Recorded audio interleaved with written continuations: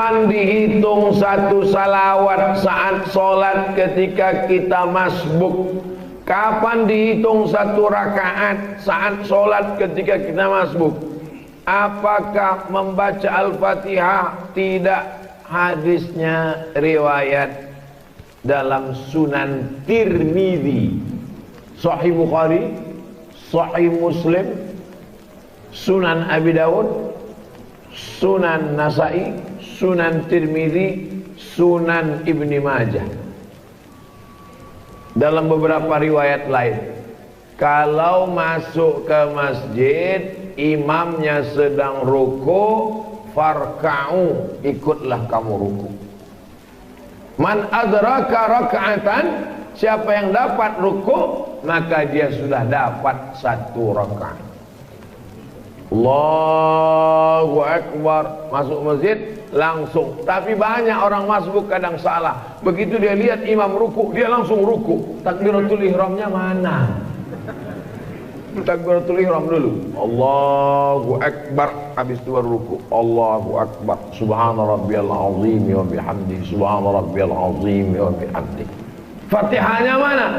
Al-imamu junnah. Imam penanggung jawab. Faqiraatul imam, bacaan imam mengkafir bacaan makmum bagi yang masbuk. Adapun kalau dia jadi makmum, menurut mazhab Syafi'i dia tetap baca Al-Fatihah. Kapan baca Fatihah? Setelah imam baca amin. Waladdallin, amin. Makmum baca Fatihah. Bismillahirrahmanirrahim. Alhamdulillah.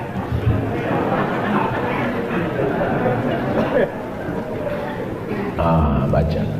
Tapi ada ustaz yang mengatakan makmum tidak perlu baca Fatihah. Mazhab Hanafi tidak perlu makmum baca Fatihah. Mazhab Hambali tak perlu makmum baca Fatihah. Mazhab Maliki, kalau imamnya sholatnya keras, maghrib, isya, subuh, makmum tak perlu baca Fatihah karena telinga makmum sudah mendengar. Tapi pada sholat yang tidak berbunyi, zuhur, asar, makmum baca Fatihah karena telinganya tidak mendengar bacaan imam. Tapi jangan gara-gara ini anak muda di luar pas imam awal, alhamdulillahi rabbil alamin, nyantai di luar. Kok nggak masuk dalam? Ayatnya panjang, kita tunggu ruku aja. Jangan. Segera langsung datang sholat. Ini kan ceritanya kalau darurat masbuk, siapa yang dapat ruku maka sudah terhitung satu rakaat. Masuk ke dalam masjid, imam sujud, Allahu Akbar. Banyak sekarang orang kalau masbuk imam sujud, dia nyantai nengok-nengok jam, difotonya pula di orang sholat. Kalau kau masuk ke dalam masjid, imam sedang sujud, maka kau langsung ikut sujud. Kalau dia sedang tasyahud awal, kebetulan zuhur, maghrib, asar, ikut tasyahud awal. Untuk apa ikut? Kan nggak dihitung satu rakaat. Boleh jadi sujudmu itulah yang memasukkanmu ke dalam surga. Amin. Boleh jadi tasyahudmu itulah yang menghapuskan dosa-dosamu. Mana kita tahu? Begitu kata sunnah Nabi. Apapun yang dilakukan imam, kau ikut. Kecuali imamnya kentut, kau tak perlu ikut. Bagaimana jika seorang anak, apa ini? Anak cewek anak cewek berzina, lalu bertobat kembali ke jalan Allah, apakah ayahnya ikut terampuni? Kepada anak-anak cewek, jangan kalian mau pacaran. Kalau kalian pacaran bertahun-tahun tidak dinikahi, nasib kalian sama seperti roti. Dibuka, dijilat, dicelup, tidak dimakan. Ada iklan roti itu kan? Ada kan? Ada iklan biskuit kan? Tidak saya sebutkan namanya, nanti menjadi iklan gratis untuk dia. Saya tahu. Laki-laki dibawa, perempuan bonceng sore ke sana kemari, malam Ahad, malam Senin, hari libur sampai subuh. Yang rugi laki-laki apa perempuan? Perempuan. Yang muntah-muntah, yang ngidam laki-laki apa perempuan? Perempuan. Yang hamil, yang malu siapa?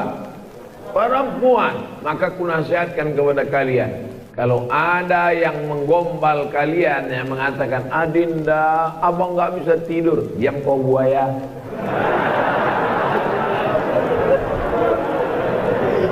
Kalian pun jangan memandang perempuan sebagai objek. Perempuan itu adik kalian, perempuan itu anak kalian. Suatu saat kalian akan menikah, punya anak perempuan. Kalau kalian sia-siakan perempuan hari ini, ingat, anak kalian suatu saat akan disia-siakan orang. Mesti berpikir seperti itu. Kalau memang kalian jantan, usaha, kerja, belajar, datang ke perempuan itu, pinang dengan bismillah. Kalau tidak berani, nanti saya temani. Sekarang saya sudah berani menemani kalian. Kalau dulu saya tak berani, sebab saya khawatir ketika saya temani kalian, saya yang diterima.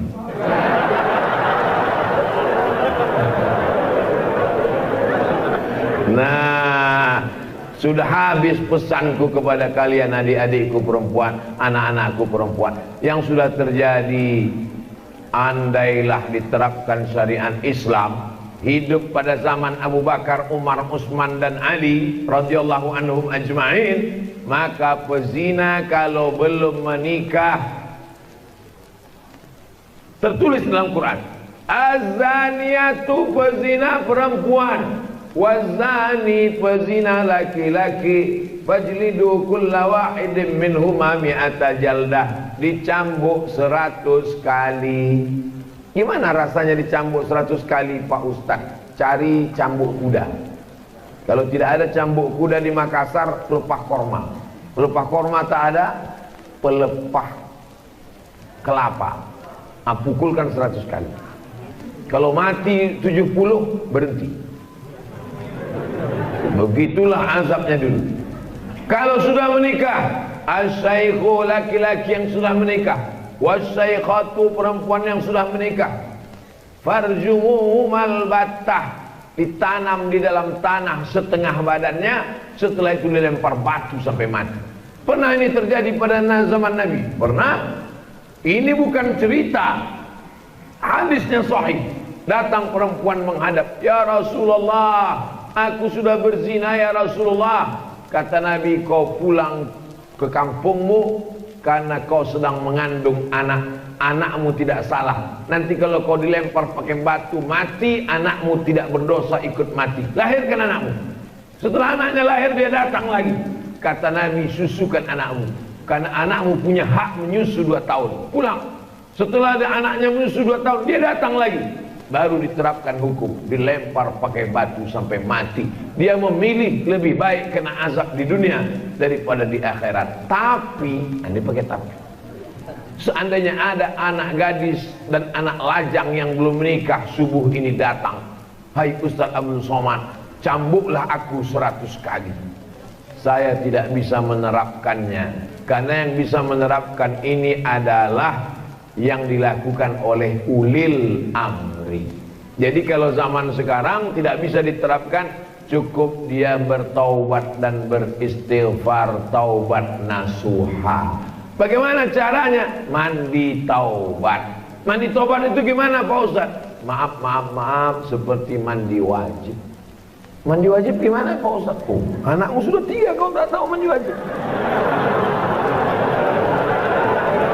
Basah semuanya dari ujung rambut sampai ujung kaki, basah semuanya. Boleh di laut Pak Ustaz? Boleh, pergi ke pantai Losari, terjun ke laut. Insya Allah kalau di tengah bukan cuma dosamu hilang, kau pun hilang sekalian.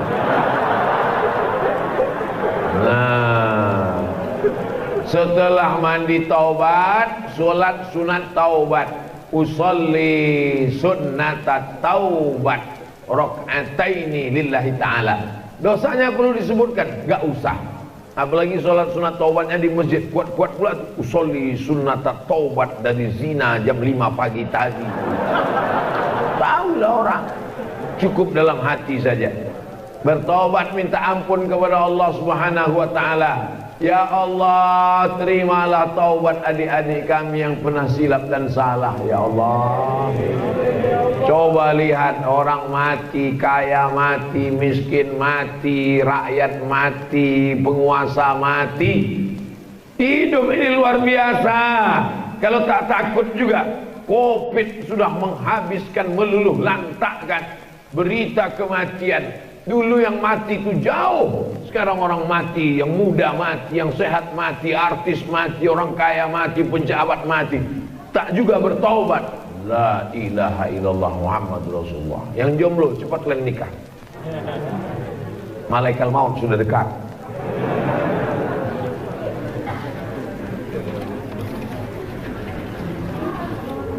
Saya pernah bernazar kepada Allah Subhanahu wa taala bahwasanya apabila saya dapat duduk di majelis taklim bersama Ustaz Abdul Somad serta dapat berfoto bersamanya dan mendapatkan tanda tangan beliau, maka saya akan berpuasa nazar. Pertanyaannya, apakah Ustaz bersedia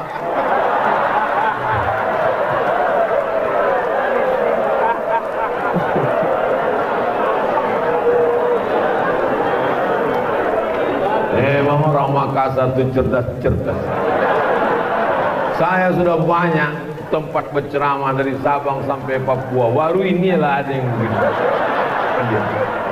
Di tempat-tempat lain itu paling kemarin seperti di Bulukumba dia cuma bilang, Ustaz Somad boleh kita berfoto, istriku sedang ngidam di rumah. Sebatas itu aja. Tapi yang sampai bernazar nih di Makassar. Mana orangnya, mana? Hah?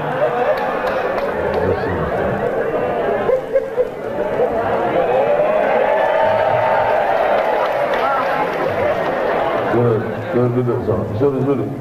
Pegang.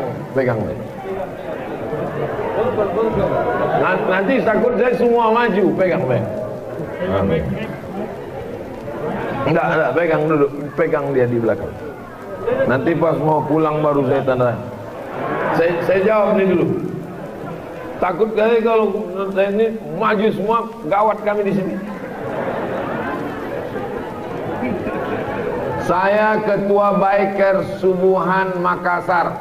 Apa yang kami harus lakukan apabila ada segelintir yang membid'ahkan langkah kami untuk mengajak saudara kami Muslim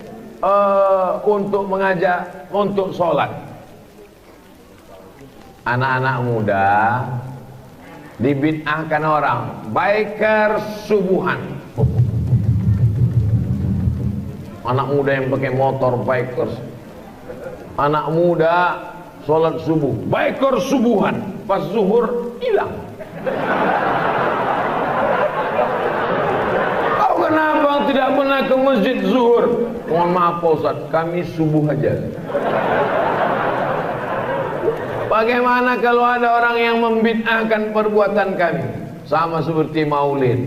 Bagaimana kalau ada orang membid'ahkan kita buat maulid? Nggak usah dilawan, capek buang-buang energi. Terus maulid aja terus sampai dia capek.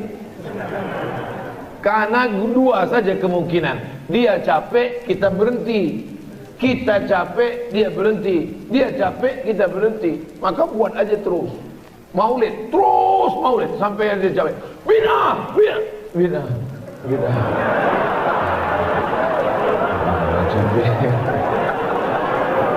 Buat aja terus. Gak usah takut. Biker, begitu dia bilang, biker semua, bina, gas terus.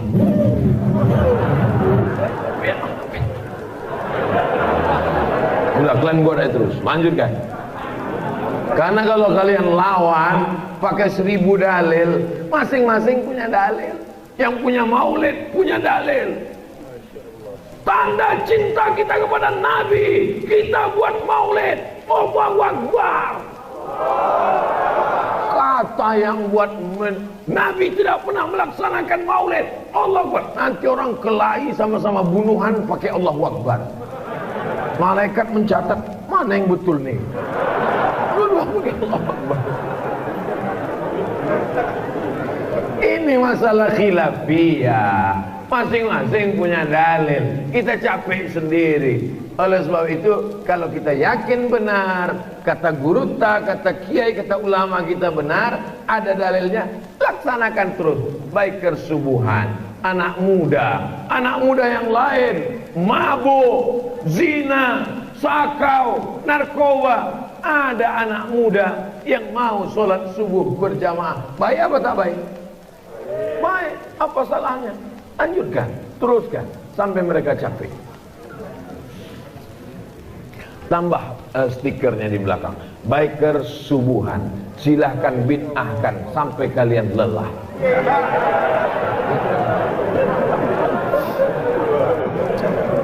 Kenapa dalam bacaan tahiyat cuma ada Nabi Muhammad dan Nabi Ibrahim? Oh, kalau disebut semua kebanyakan.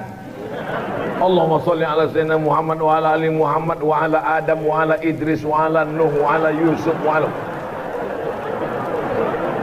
Ustaz, kalau jawab cobalah yang betul Pak Ustaz. Betul itu apa tak betul? Nabi Ibrahim punya anak namanya Ishak.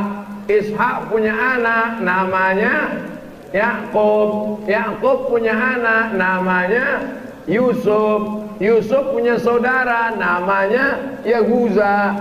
Yahuza punya anak cucu, itulah dia Yahudi. Saya ulang sekali lagi, karena yang belum sarapan ini sulit menangkap. Nabi Ibrahim punya anak namanya Ishak. Ishak punya anak namanya Yakub. Yakub punya anak namanya Yusuf. Yusuf punya saudara namanya Yahuza. Keturunan Yahuza disebut dengan Yahudi. Di Madinah banyak Yahudi. Yahudi Bani Nadir, Yahudi Bani Quraizah, Yahudi Bani Qainuqa, Yahudi Khaybar. Semua Yahudi ini menginduk kepada Ibrahim. Ibrahim punya anak namanya Ismail. Ismail punya keturunan namanya Adnan. Cucu cicit keturunannya Muhammad bin Abdullah bin Abdul Muttalib bin Hashim bin Abdi Manaf bin Qusay. Keturunan Adnan, keturunan Ismail, anak kandung Ibrahim alaihi salam. Musa, Isa, Muhammad alaihi wassalatu wassalam, nasabnya paling dekat ketemunya pada Ibrahim. Tapi tidak boleh disatukan agama ini menjadi satu agama. Sekarang ada ide usul mau disatukan tiga agama ini supaya minimalisir konflik. Mau dibuat agama baru namanya agama Abrahamisme. Syekh Azhar, Profesor Dr. Syekh Muhammad Ahmad Thayyib menolak ini karena kata dia ini tidak bisa, karena kita meyakini agama Islam, innad dina indallahil Islam. Tapi titik temu antara ketiga ini paling dekat pertemuannya pada Ibrahim. Itu jawabannya. Terserah mau pakai jawaban nomor 1 atau 2 bisa dipakai. Apa bisa mengqadha salat sehabis salat subuh sebanyak-banyaknya? Bisa, tapi jangan di masjid, di rumah. Karena kalau di masjid kau buat tegak, orang berbisik. Siapa itu? Aliran sesat. Orang salat sunat isyraq setelah terbit matahari, tiba-tiba dia selesai salat subuh, langsung salat. Usolli fardhu subhi rak'ataini qadaan lillahi ta'ala. Salat yang lama-lama yang tinggal dulu mesti diganti di qada. Salat tidak bisa ditebus dengan istighfar. Salat tidak bisa ditebus dengan haji. La kafarata laha illa dzalik.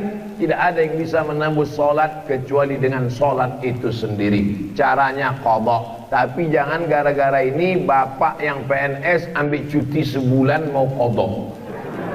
Teknisnya habis selesai satu solat satu qadha, satu solat satu qadha. Nanti habis solat zuhur qadha satu. Usolli fardhu zuhri arba'a raka'atin qadha'an. Bukan koboan. Itu cuci tangan. Qadha'an. Asar juga begitu. Tapi sholat yang tidak ada ba'diyahnya, sholat subuh, sholat asar, jangan dilaksanakan di masjid, nanti jadi fitnah. Laksanakan di rumah. Kalaupun tidak jadi fitnah, nanti orang ghibah. Begitu sholat langsung berbisik di belakang. Oh, banyak utang ya. Sepakat 4 mazhab paling tua Hanafi, nomor 2 Maliki, nomor 3 Syafi'i, nomor 4 Hambali, bahwa salat yang tinggal wajib diqadha.